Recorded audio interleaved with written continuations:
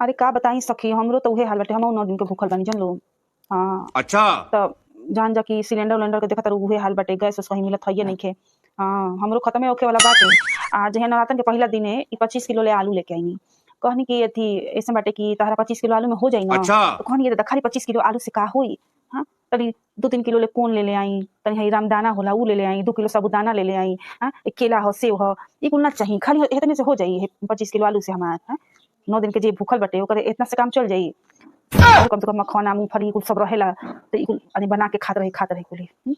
हाँ जान तर हम ना खाएम ना तो हमरा बड़ी चक्कर आवे लागेला। हाँ ऐसे ही कुल चीज हम मंगा लेतानी। हाँ जान तर सेव के तो मत पूछ।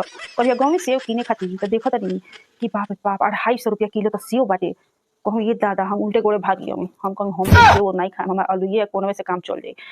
मखानो बड़ी महंगा देता रसन, बड़ी महंगा बाटे, बड़ी महंगाई हो गई बाटे। का कहल जा अब देखो दिनों दिन सब चीज महंगे होखल जाता।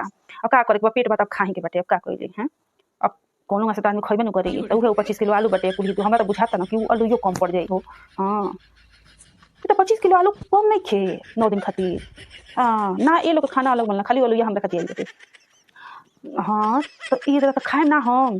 तू कौन चीज पे बरत बाड़ू, खाली फल पर तो रह बीमार होबू तो जनबू। हाँ रह हाँ देखो ना तीना के चावल मंगैनी कुली। कहनी कि तीना के चावल आलू के कुली सब्जी उब्जी मिला के बरत वाला आ कुली ये कुल मंगा के खात रहम का करम। हाँ जान जब घर में का हो बाटे, लेकिन माता जी के नाम लेके आदमी रह गइल बरत। चल देखा तू खा पियत रह, ई ना कि ना मंगा ला अपनों को 25 किलो आलू, बड़ा सस्ता भइल बा आलू। हाँ एजा 10 रुपया किलो मिलता। हाँ सबसे सस्ता जान आजकल आलू बाटे। हाँ लेकिन इहे बा खा के मोटाई जाई आलू। आ चलो 9 दिन बाद फिर डाइटिंग कर तो फिर पतरा जाई। हाँ नहीं मंगवा ला 10 रुपया किलो बा। हम तो मंगवाले में सोचनी कि 25 किलो और मंगवा ली का, हमको लगा कम पड़ जाए लो। हाँ तो हम और सोचनी 25 किलो मंगवा लेता मंगा के धो लेता। का दिन है लड़ाई उड़ाई होता, का दिन ओकरी पास आलू मिली कि ना मिली, सब चीज के महंगाई होखल जाता। ऐसे आलू रही तो चला बना के खात रही। लेकिन गैस में नहीं मिलत हो है चूल्हा अथी पर खाना बनाई।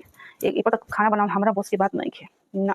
बाप बाप कोनो से आदमी तनी गोराइल हो आ फिर है चूल्हा चौकी पर खाना बना के फिर आदमी करिया जाए ना ऐसा बाटे। अच्छा फोन हमरा काहे भूख लागल बता जनी कोनो न उबाल खा ली। नहीं मैं खाना मन पर कुली धो ले बनी बीच बात के खात रहनी हम जाए के संगे ना। ठीक बाटे सब जा तू खा लो जा। ठीक बाटे पता नहीं चलो ठीक बा बाय। हाय बाप माता चला तनी माफ करी हमरा के। अब का करी रह के भूख लागत त खाए के पड़ी।